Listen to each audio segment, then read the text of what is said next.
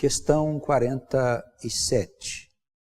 Por que Israel se dividiu após o reinado de Salomão? Todos os eventos históricos são gerados pelo eterno Deus para que favoreça o grande espetáculo da vida e da futura civilização do planeta. A divisão das tribos teve por finalidade dar seguimento à diáspora física e espiritual, iniciada desde os tempos em que José casou-se com a filha de Potífera, o sacerdote egípcio. Isso faria com que os gentios mais tarde tivessem condições favoráveis de receber os ensinamentos eternos. Nós vemos aqui, desde Moisés, que a palavra já trata dessa dispersão de uma parte do povo pelos países, pelas nações do planeta. Lá na passagem onde se faz essas referências, nós vemos que parece tratar-se ali de um castigo de Deus, porque o povo teria desobedecido o Senhor. Então, a razão dessa dispersão, desse lançamento do povo nas nações estranhas, era porque o povo havia se desviado do caminho. Mas nós sabemos que Deus, também das coisas erradas e das condutas nocivas do seu povo, ele sempre tira um partido bom, ele sempre consegue fazer cumprir a vontade dele, que está no grande projeto para o povo e para esta humanidade. Israel teria se dividido por uma necessidade ou por um castigo. Hoje nós entendemos que todas as coisas concorrem para o bem. Nós entendemos que não existe nada fora do lugar. Mesmo as coisas que parecem estar erradas, elas têm uma razão de ser, que nós não entendemos muito bem. Vemos também que existem muitas narrativas simbólicas nas Escrituras que escondem realidades que só com o passar do tempo a gente vai compreender. Então parece que essa divisão que aconteceu aqui na frente, no reinado de Salomão, logo após o reinado do filho de Davi, não aconteceu por castigo, por necessidade de castigar o povo, mas porque Deus queria que estas almas, que já tinham comunhão com Ele, que já tinham o selo de Deus, a marca de Deus, elas pudessem se espalhar no mundo para levar ao mundo a revelação de coisas destinadas ao progresso dessa humanidade. Então houve um desentendimento ali entre o filho de Salomão, que era o Roboão, né, e o Jeroboão, que era um líder do seu exército. Daí, quando o Roboão tomou o lugar de Salomão, depois da morte do rei, eles se desentenderam os dois e aí as tribos se dividiram, né, ficando duas tribos na região sul de Israel e as demais na região norte. Muito bem. Nós vemos aqui nessa introdução que todos os eventos históricos são gerados por Deus. Isso quer dizer que o homem ele tem apenas uma liberdade relativa, ele não tem uma liberdade absoluta a ponto dele mudar o destino das coisas. Essa liberdade que o homem pensa que tem está dentro de determinadas barreiras que o próprio Criador estabelece para que o plano dele não seja prejudicado pelos seus filhos. Então não há prejuízo do plano divino por nada daquilo que os filhos de Deus venham a fazer. Algumas pessoas pensam que na obra de Deus houve alguns momentos em que o povo se desviou, era para seguir um caminho e seguir o outro, mas isso a gente só concebe quando a gente não entende a eternidade da alma e o seu competente deslocamento através do tempo e da história. Quando nós entendemos esse entrelaçamento das almas com as vidas, então tudo nos parece mais lógico e sensato. E aí nós encaixamos as almas, mesmo que pareçam que elas tenham se desviado, elas são novamente conduzidas na história a encontrar o rumo que Deus deseja que elas encontrem. Então não há na criação um livre arbítrio, uma livre escolha por parte nem do povo de Deus e nem de nenhuma outra nação. Deus tem um projeto para toda a humanidade e tudo se cumpre conforme a sua vontade. E nessa questão da divisão de Israel, dessas 10 tribos que foram para o norte e as 2 que ficaram no sul, nós temos que entender sob esse ponto de vista, de que a vontade de Deus estava se cumprindo.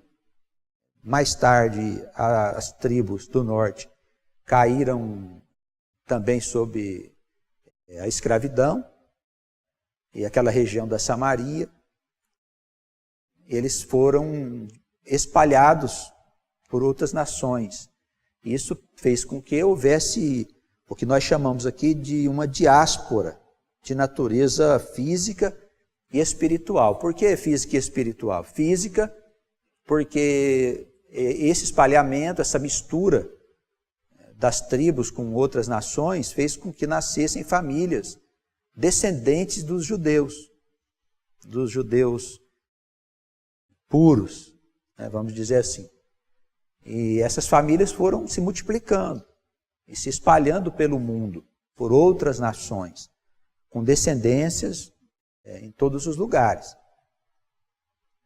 Uma diáspora de natureza espiritual, porque ela proporcionava, a diáspora física, ela proporcionava a encarnação das almas que pertenciam a este povo, ao povo de Deus, que ia nascendo nesses lugares. E por terem o selo de Deus, por ter um laço com o Deus eterno, estas almas estavam em condições de receber, por comunhão, as revelações que Deus queria levar para aquelas outras nações. Isso nos muitos campos da vida, nos diversos campos da vida, não só no campo religioso.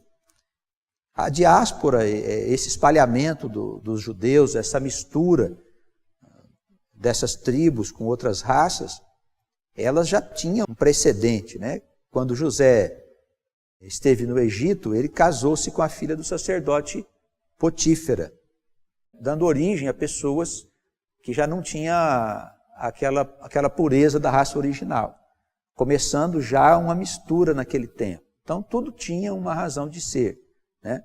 Os seus filhos Manassés e Efraim continuaram também se multiplicando. E nós vemos que a diáspora já tinha uma semente no passado, com a intenção de Deus de fazer com que essas sementes pudessem, através dessa diáspora, serem lançadas em muitas regiões do planeta. E nós entendemos que essas almas ainda se encontram espalhadas no mundo. Algumas vivendo como judeus, mas outras vivendo como gentios. Isso faz com que a gente entenda que cristãos e judeus pertencem a esta nação. Na verdade, eles são esta nação de Israel, que havia se dividido no passado e que agora está ainda dividida por questões religiosas. Mas, segundo as profecias, essas tribos todas um dia estarão ajuntadas como uma grande nação a conduzir o mundo no caminho da felicidade. A finalidade de tudo isso é a civilização do planeta. O que quer dizer isso? Não temos uma civilização? Não temos uma civilização. Na verdade, a gente tem um mundo semi-civilizado. Um mundo onde ainda a selvageria ela predomina em muitos lugares. A violência, a injustiça, a desigualdade. Nós temos uma situação em que muitas pessoas vivem na pobreza, na miséria, enquanto poucos vivem de uma maneira riquíssima, com tudo quanto é conforto. Então o mundo tem essa desigualdade de bens, caracterizando uma grande injustiça que ainda impera no mundo. Então a Terra é um planeta semi-civilizado. Não se pode chamar de civilização, porque civilização é um estado mais avançado, é um estado de maior perfeição de vida social, onde as nações elas não passam necessidade, onde não existem injustiças como nós vemos, guerras, violência, pestilências, desequilíbrios na área do clima, na área da natureza, enfim, são muitas coisas que caracterizam uma civilização verdadeira. Então, o que Deus queria, o que Deus quer, com todo esse projeto em desenvolvimento, com todo esse grande trabalho de conduzir o seu povo, revelando a sua vontade, a sua palavra, os seus estatutos, é preparar a população da terra para que eles possam um dia ser uma civilização verdadeira, digna desse nome. É o que Deus deseja. Então está em curso essa civilização planetária, iluminada, conforme a gente vê nas narrativas do profeta Isaías, no capítulo 65, onde ele trata da Nova Jerusalém, que é uma imagem como se fosse uma cidade que simboliza esse mundo sem injustiça, né, de paz e de boas realizações. Também no Apocalipse, capítulo 21, nós vemos a mesma narrativa ali, explicando como é a cidade e quais são as almas que contribuem para que essa cidade possa ser devidamente construída. Tá bem? Então, essa divisão, embora tenha parecido que foi uma coisa ruim para o mundo ou para Israel, na verdade é a vontade de Deus se cumprindo, tendo em vista alguma coisa que está aqui na frente, que ainda não se cumpriu. Bem, os irmãos entenderam até aí? Alguma pergunta? Pastor, Alex? Eu tinha até anotado aqui antes do senhor iniciar sobre o livre-arbítrio. Na verdade, ele não existe, né? Como a concepção natural que os homens acreditam que são livres, né? Nós somos livres, como diz o apóstolo Paulo, quando nós estamos no Senhor, no Espírito do Senhor. É verdade. Então, nada disso que é comunicado a nós hoje tem sido verdade, né? No sentido de nós sermos livres, né? Essa liberdade, na verdade, não existe. É Deus construindo um mundo novo, uma coisa diferente que nós podemos até imaginar. É isso que a doutrina no qual nós estamos proferindo agora parece que está nos ensinando, né? A questão do livre-arbítrio, ela foi bastante discutida na época da Reforma Protestante, pelo reformador Martim Lutero e pelo Erasmo de Roterdã. Todo mundo era padre nessa disputa. O Erasmo defendia a ideia de que o homem tinha liberdade e que ele podia escolher os seus caminhos. O Lutero dizia que não, que o homem, segundo o apóstolo Paulo, ele era escravo das suas próprias imperfeições e pecados. E ele só podia mesmo encontrar um estado de liberdade quando ele estava vivendo conforme a vontade de Deus. Não havia liberdade, segundo Lutero. Erasmo defendia a ideia de que havia liberdade. Não precisa dizer qual foi o pensamento que permaneceu, foi o de Erasmo, de Roterdã. O homem até hoje pensa que ele é livre para fazer o que quer, e daí, sem saber usar a liberdade, nós vemos que eles se enfiaram numa grande confusão. Eles não sabem o que fazer da liberdade. Eles acham que liberdade é você fazer o que te der vontade. Por isso a sociedade está vivendo um tempo de grande instabilidade no comportamento das pessoas, nas escolhas, nas decisões, nos conceitos, porque a liberdade ela não é bem compreendida ainda pelos homens. Não foi compreendida na época da disputa pelo Erasmo de Roterdã e continua o seu pensamento ainda nos nossos dias sendo divulgado pelos pensadores, pelos intelectuais. E fica parecendo que o homem consegue mudar o seu destino e construir a sua própria felicidade. Isso não é verdade. O destino já está escrito. Deus já determinou as coisas que vão acontecer. Só somos livres se nós nos sujeitamos à vontade do eterno Deus. Então, para nós andarmos nesse caminho, temos que procurar as Escrituras. As Escrituras dizem por onde nós devemos seguir. A liberdade segundo os conceitos políticos é uma coisa, e a liberdade segundo os conceitos das Escrituras é uma outra coisa. São coisas distintas. Não podemos fazer confusão com isso. Nessa circunstância que o senhor está falando aí, isso aí que entra que nós somos predestinados, né? Já está tudo certo já para Deus, né? Sim. Predestinados no cumprimento do plano de Deus para esta humanidade e para as nossas almas.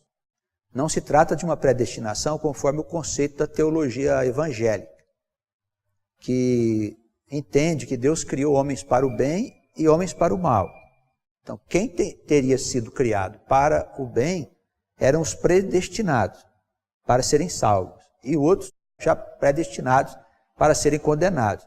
É claro que isso não tem sentido. Deus não iria criar filhos para a condenação.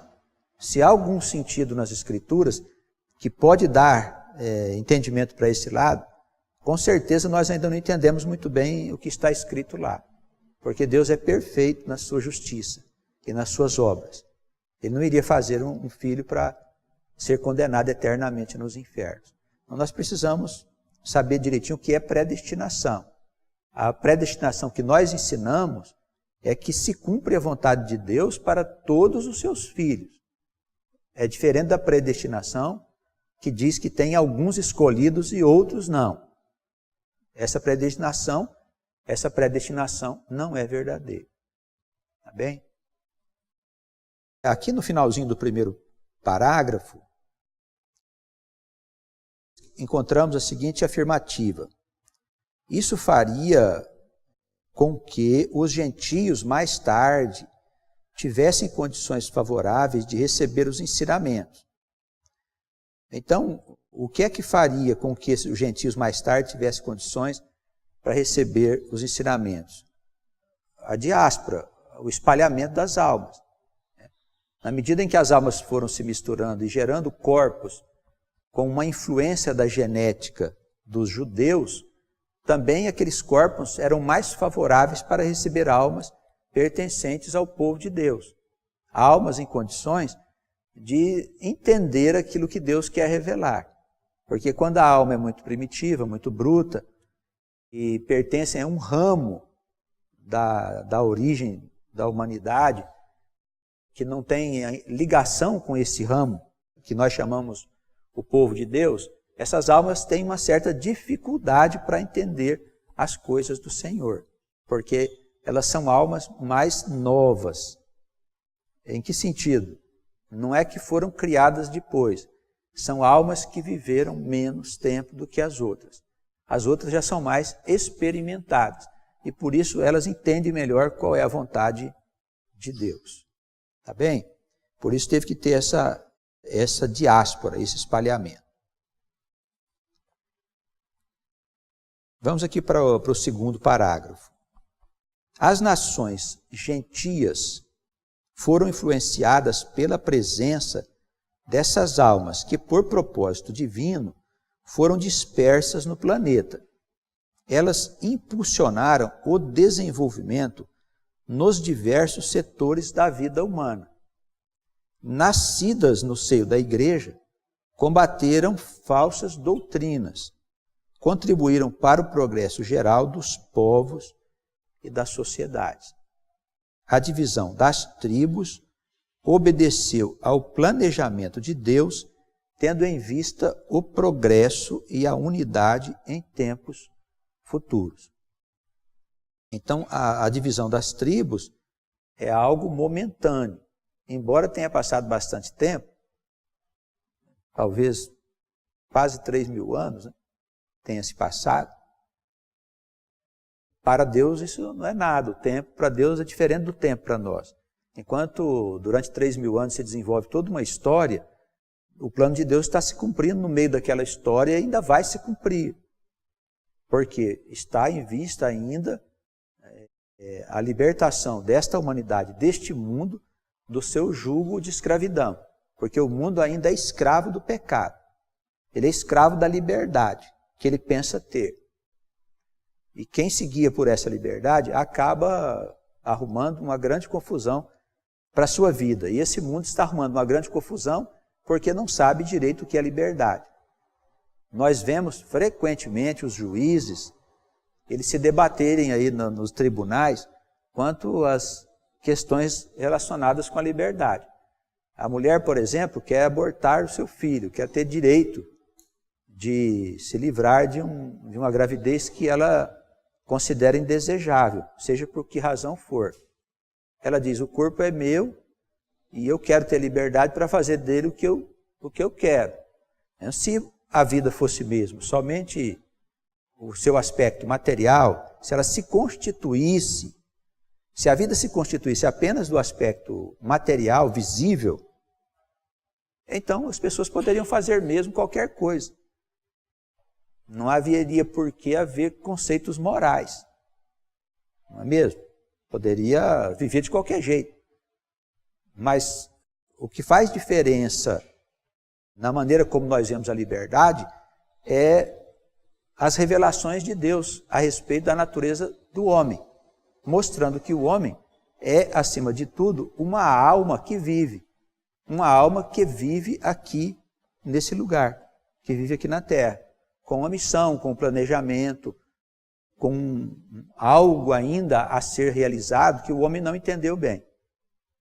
O homem, quando trata da liberdade, ele procura fazê-lo no ponto de vista de que o homem é só carne, só matéria, que vive, que fala, que anda, que nasceu, que tem uma experiência de felicidade ou de sofrimento, de justiça ou injustiça, e que depois, num determinado momento, esse corpo morre e tudo se desfaz. Os conceitos que existem dentro das religiões tradicionais são conceitos bem primários, acerca de eternidade, de origem da alma, das razões pelas quais o mal se estabeleceu no mundo. Enfim, são coisas bem primárias, né? Sem uma explicação inteligente. Não se trata de uma ciência. Daí as religiões elas não serem interessantes para as pessoas mais inteligentes, mais esclarecidas. Então, quem busca as religiões são aqueles que estão aflitos, perdidos, angustiados, não têm encontrado lugar para encontrar paz. Então, encontra na presença do Espírito, que se faz ali na igreja, presente pela palavra, pela pregação e por tantas outras coisas mais. Mas a vida, de uma forma geral, é entendida de uma maneira equivocada. O homem pensa e quer usar a liberdade como se ele fosse só matéria. Eu tenho direito sobre mim. Mas que direito você tem sobre o seu corpo? Você não tem poder sobre o seu corpo.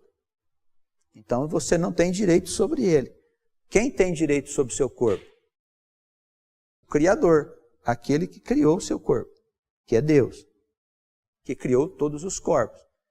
Então o Senhor, nós precisamos conhecer a sua vontade para que a gente não faça da nossa vida alguma coisa que venha prejudicar o plano de Deus. Quem não conhece isso, usa mal a liberdade. E aí vai falar de liberdade, fazem uma grande confusão. Uns querem matar-se, outros querem ter o direito de usar droga, outros querem ter o direito de ter 2, 3, 4 mulheres, ou mulheres que querem ter muitos homens. Aí todo mundo quer ter direito de fazer qualquer coisa. Isso não é liberdade, isso é escravidão. Escravidão é quando nós andamos de acordo com os nossos próprios pensamentos. Liberdade é quando nós andamos sob o pensamento de Deus. No nosso ponto de vista, no ponto de vista do povo de Deus, as coisas funcionam dessa maneira. Não é assim para os intelectuais, não é assim para os sábios do mundo, os doutores, os especialistas, tal. Eles pensam como pensava Erasmo de Roterdã, que o homem é livre e que o homem faz o seu destino. Não parece que o resultado é bom, né? Pelo que nós estamos vendo aí fora. Não é mesmo? Não parece que é uma coisa muito boa. Seguindo aqui, nós estamos na questão 47, né, sobre a divisão de Israel, lá na época de Roboão e de Jeroboão. Nas referências aqui nós temos algumas passagens. falando de José quando ele foi ao Egito, né? Nasceram a José 2 filhos. A referência é Gênesis capítulo 41, versículos 50 a 52. Nasceram a José 2 filhos antes que viesse um ano de fome, que lhe deu a Zenate. A Zenate era filha de Potífera, o sacerdote de e chamou José ao primogênito Manassés, porque disse Deus me fez esquecer de todo o meu trabalho e de toda a casa do meu pai. E ao segundo chamou Efraim, porque disse Deus me fez crescer na terra da minha aflição. É só para registrar aí, que nesse tempo o povo já começou a se misturar com uma outra raça. Aqui na segunda referência, nós temos uma passagem sobre os espíritos. Nós falamos aqui do progresso geral dos povos e das sociedades, que essa diáspora, ela contribuiu para o progresso geral dos povos e sociedades. Então, é necessário que a gente aprenda a discernir o bem do mal, a discernir a verdade da mentira, a discernir aquilo que é de cima e o que é de baixo. Não só dentro da igreja, mas também fora dela. Porque Deus está em todos os lugares. É Ele que realiza todas as obras. Então, embora pareça de muita simplicidade o que está em 1 João, na primeira carta de João, capítulo 4, da primeira epístola, versículo 1, adiante, amados, não creiais a todo o Espírito, mas provai se os Espíritos são de Deus, porque já muitos falsos profetas se têm levantado no mundo. O que ele quer com isso aqui é nos ensinar a separar o que é do bem e o que é do mal. Aplica-se a quê? A todas as circunstâncias, aonde uma obra é realizada ou onde um espírito está se manifestando. Em que sentido? Uma pessoa está fazendo um discurso na igreja. Muito bem, presta atenção no que ela está falando. Você vai aprender a discernir se o discurso é terreno ou é divino, se é de cima ou de baixo. Porque na igreja muitos discursos não passam do teto da igreja. É tão terreno e corriqueiro que não trata de nada que é celestial. Também as obras que os homens fazem, nós precisamos saber se são de Deus ou se são do espírito do mundo. Todas as obras que são reveladas. E nós podemos perceber que quando novas revelações são trazidas ao mundo, seja no campo da fé ou no campo da ciência, ela vem por almas que têm essa marca de Deus. Esteja ela vivendo como gentio, ou esteja vivendo como judeu, como descendentes. Mas é uma alma que tem um vínculo com o Deus de Israel e com todo o trabalho que ao longo da história vem sendo feito por Deus junto do seu povo. Tanto como e seu povo como judeus, né? E seu povo como gentios. Nós afirmamos judeus e cristãos. Esperamos em Deus que um dia todas essas coisas que hoje dividem o povo possam serem diluídas para que nós sejamos uma mesma nação. Porque somente judeus e cristãos defendem e anunciam o Deus de Israel. Entendemos até aí? Há uma pergunta a ser feita. Por exemplo, vamos imaginar que você está diante de alguém que pergunta se isso aqui não tem a ver com espiritismo.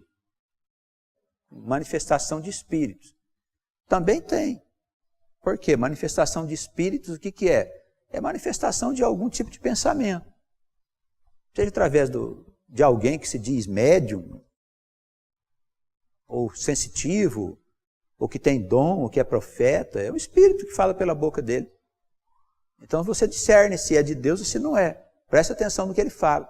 Se ele trata das coisas miúdas, é de baixo. Se ele trata da coisa eterna, é de cima. Como que a gente conhece o espírito? Quando ele desce as individualidades, as minúcias das coisas terrenas, ele não é um espírito elevado. é um espírito do mundo. Quando o espírito trata de coisas que interessam a toda a comunidade, com palavras, esclarecimentos, explicações, não só a comunidade, mas também a todo o mundo, então nós estamos diante de um espírito que é de cima, porque Deus trata de todo o mundo, de todas as nações, de todos os povos. É esse o desejo de Deus, é salvar toda esta humanidade. Então o povo de Deus está no meio da ciência, do homem está na área da economia, dos costumes, e também no seio das religiões e seitas. Nós não podemos pensar que porque o Deus de Israel não está na Índia, lá existem muitos deuses, que não há conceitos lá relacionados com o Deus de Israel, embora vestidos com uma outra roupagem. Assim também na China, no Japão, em qualquer outro lugar, na Rússia, tem lá suas formas de adoração, na África, com seus cultos primitivos, mas tudo tem um fundamento, onde o Deus de Israel está, evidentemente, por trás daqueles conceitos, tendo em vista levar aquele povo ao progresso, à melhoria. É o Deus operando em todos os quadrantes da vida. Nós precisamos entender que o mundo é de uma alta complexidade de almas. É formado por uma complexidade e diversidade de almas muito grande. Muitos tipos de alma, em vários estágios de desenvolvimento. Então é necessário que a cada povo se desenvolva ali conceitos relacionados com a fé de uma forma relativa àquele lugar, àquela cultura, ao ponto em que aquela cidade ou aquele país atingiu de desenvolvimento em relação a entender as coisas do eterno Deus. Para nós que somos o povo de Deus, é diferente, porque Deus falou conosco. Eu falei que esses dias que os grandes pensadores da Grécia, eles chegaram a conceber com perfeição quem é Deus. Escreveram livros, tratados sobre isso e tudo mais. Então, por que isso não se tornou alguma coisa que fosse transformadora no mundo? Porque Deus não falou com eles. Eles chegaram à conclusão de quem era Deus, mas Deus não falou com eles. Então Deus falou com Israel, com o povo de Deus. Ele só falou com este povo, ele não falou com outro povo. Não existe um outro povo que diz, o Deus Altíssimo veio e falou com a gente aqui e deu tais explicações. Não existe isso na história da humanidade. Não o Deus de Israel. O Deus de Israel só falou com este povo, que nós chamamos povo de Deus. Por isso, nós temos um compromisso com este Deus. É um compromisso, um pacto que nós temos com o Deus de Israel. Porque Ele chamou a nós e disse, olha, eu quero isso, isso e isso de você. Ele não disse isso a nenhum outro povo. Daí a nossa fé e o desdobramento das consequências dessa fé é de muita profundidade. E responsabilidade também a todos nós. Quem puder receber essa responsabilidade, receba. Quem não puder, fique em casa. Porque é sério.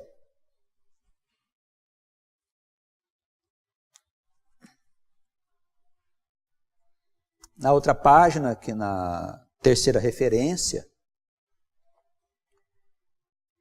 o apóstolo Pedro, na segunda epístola, versículos 2 e 1 e demais, diz, também houve entre o povo falsos profetas, como entre vós haverá também falsos doutores, que introduzirão encobertamente heresias de perdição, e negarão o Senhor que os resgatou, trazendo sobre si mesmos repentina perdição. Os apóstolos, não só Pedro, mas João lutou contra as falsas doutrinas, os falsos espíritos, Eles alertam o povo para os falsos profetas que vão estar no meio de nós. Não vão estar na rua, vão estar dentro da igreja, no meio do povo, desenvolvendo doutrinas que negam o Senhor. Então, como que são essas doutrinas? São aquelas em que os ensinamentos são distorcidos. Eles são virados para o interesse da terra, em vez de ser para o interesse eterno. Quando uma igreja prega, por exemplo, os conceitos de prosperidade, aparentemente não tem nada de mal para nós que vivemos no mundo capitalista. Então parece que é interessante que Deus queira nos dar sucesso, que nós sejamos bem-sucedidos nas coisas terrenas, nos nossos negócios, que a gente possa comprar com dinheiro bens e viver e gozar desses bens. Parece que é lógico, né? Que Deus queira nos ajudar a ser bem-sucedidos nas coisas terrenas. Mas só parece, porque tudo isso contraria as Escrituras. Quando nós começamos a entender a eternidade das coisas, esta preocupação passa a ser de um espírito baixo, não é um espírito de cima. É um espírito envolvido com a igreja, que trata do bem-estar do homem, mas no ponto de vista da carne, e não do ponto de vista da alma. Por quê? Porque o ponto de vista do espírito, ele faz com que a alma possa conhecer a si mesma e possa aprender a dominar as suas más inclinações, com o apoio de Deus. É Deus que faz com que a alma possa entender as suas características e fraquezas. E com isso a alma passa a andar na total dependência de Deus. Na total dependência. Ela entende que sem Deus ela não consegue viver. E daí, quando nós entramos no mundo das Escrituras, as recomendações dos apóstolos, e do Senhor nem se fala, é que a gente tem uma vida modesta. Nós precisamos diminuir as nossas necessidades materiais e não aumentá-las.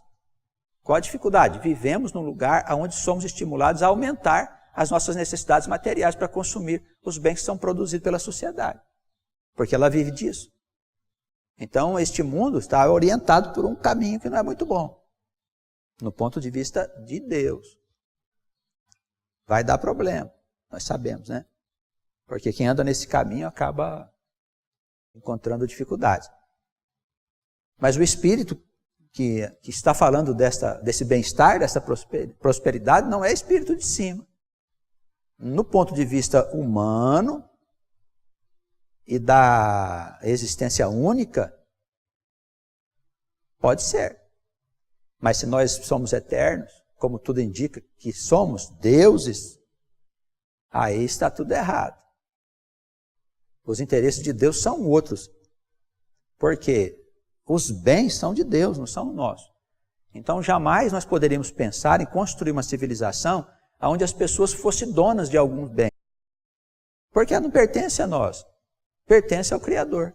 Nós somos filhos do Criador e desfrutamos daquilo que é do nosso Pai, mas pertence a Ele, não pertence a nós. Por que pertence a Ele? Porque Ele que criou e sustenta. Em que se fundamenta a ideia da propriedade privada? Se fundamenta na ideia de que eu posso trabalhar e com o meu trabalho eu comprar alguma coisa para mim. E aquilo passa a ser meu. Mas essa visão é uma visão apenas humana, do ponto de vista terreno. Quando a gente estende a coisa para dentro das Escrituras, tudo muda de figura. E aí nós temos um Deus eterno, Criador e mantenedor de todas as coisas, proprietário de todos os bens. Um apóstolo que diz que como você chegou, você vai embora. Que você não leva nada daqui para lá. Que nós precisamos buscar tesouros que a traça não corrói, que o ladrão não rouba, não é? Então, é outro ponto de vista. Então, a gente até entende essas pessoas que estão atrás disso, dessas coisas, amém. Tá certo, vai em frente. Mas há outros pontos de vista. Quem puder olhar por essa outra janela, por essa outra ótica, faça isso. É segundo as Escrituras, a eternidade das Escrituras. Quem não puder, segue o seu caminho. Então, o ensinamento do Senhor, ele é distorcido por doutores, por falsos sábios, por profetas, que negam o sacrifício do Senhor na cruz e tudo aquilo que ele ensinou. Sobre essas pessoas virá repentina destruição.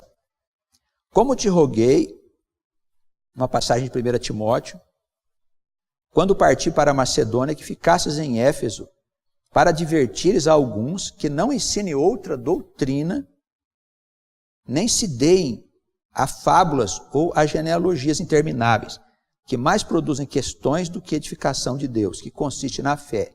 Assim o faço agora. Então, o apóstolo Paulo, ao escrever para o seu discípulo Timóteo, ele alerta sobre as falsas doutrinas, as fábulas. O que é fábula? O que são fábulas? São doutrinas fantasiosas. Dentre elas, o arrebatamento, por exemplo, é uma fábula. Outra fábula, a ressurreição da carne é uma fábula, que está inclusive nas Escrituras em forma de parábola. Mas em vez do sujeito ir lá e tirar um ensinamento para aprender como é que funciona, não, ele entende aquilo no ponto de vista literal. E daí, no ponto de vista literal, se você for seguir certinho como está escrito, nós temos que arrancar o olho, se for motivo de escândalo, ou o braço, ou o pé, enfim. Não é? Jesus disse para fazer isso, nós não vamos fazer. Por quê? Porque é sentido figurado. Mas se Jesus disse alguma coisa no sentido figurado, muitas outras coisas também estão no sentido figurado nas Escrituras. É necessário aprender a discernir uma coisa da outra. É o que é real, o que é literal e o que é figurado. O que tem um sentido oculto. E isso só o Espírito pode nos ajudar a discernir com precisão. Tá bem? Porque estas coisas se discernem espiritualmente. Não se discerne carnalmente. Como é que é discernimento carnal? É quando você mesmo discerne. Como que é espiritual? Quando o Espírito te ensina. Ele vem dizer assim. Aí você fica entendendo, né, com mais clareza aquilo que está oculto nas letras. Então que Deus nos abençoe e nos guarde. Né? Na próxima semana seguiremos com a questão 48.